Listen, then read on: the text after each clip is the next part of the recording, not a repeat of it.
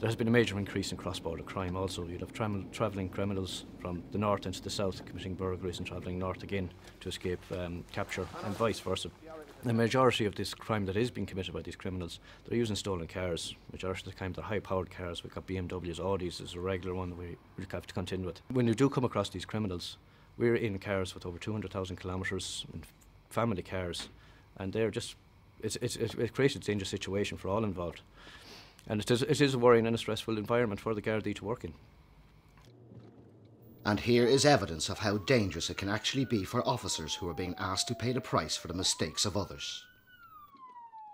It was just an ordinary night when I went out to do my job, and in this case we were attacked in the car.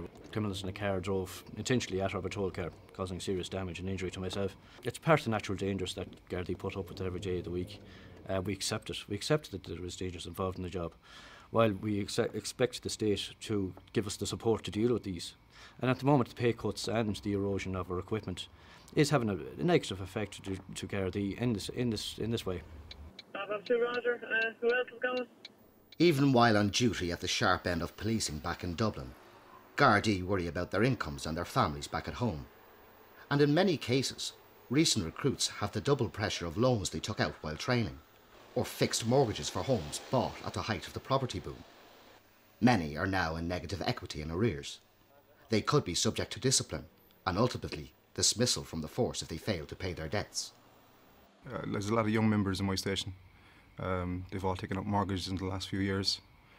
You know, some of them have young families, and a lot of them have come in from the private sector into the job in the last couple of years. I'm in the unique position in that I've worked 10 years prior to coming into this job in an investment bank. The salary I was earning in the investment bank, I have still not reached to date in this job.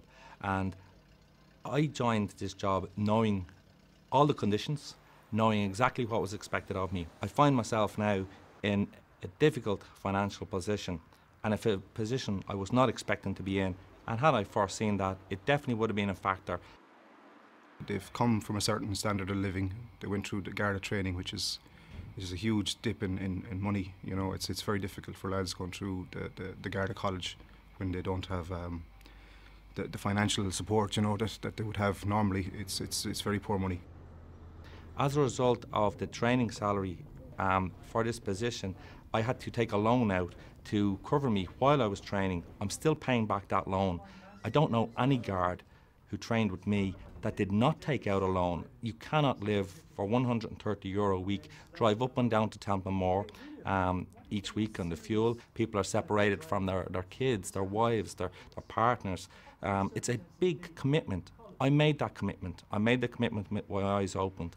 However, I am disappointed that the terms and conditions that I signed up to have changed. They're coming in each week, and some lads are talking about they're down to the last €20 in the bank account, you know, and still bills to pay.